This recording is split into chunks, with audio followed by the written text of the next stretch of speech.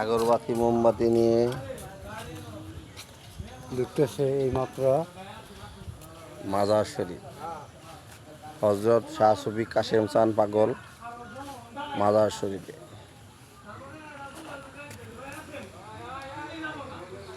হরত নামটা বাদ দাও। শখ ভাই না তুমি কারা? তুমি কারা? তুমি কারা কও? আমি এখন রনির সাথে আসছি।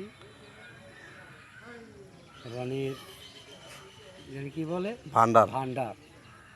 ভান্ডারে এখন রনি মোমবাতি আগরবাতি নিয়ে গেল। রফিকুল আর আমার চা খাওয়াবে পুরি খাওয়াবে এই কথা বলে নিয়ে আসছে। এখন ভান্ডার থেকে বাইরে হওয়ার পরে আমরা চা খাবো, বিড়ি খাবো, পুরি খাবো। ঠিক আছে ঠিক আছে ঠিক আছে। ঠিক আছে বুঝতে পারছি।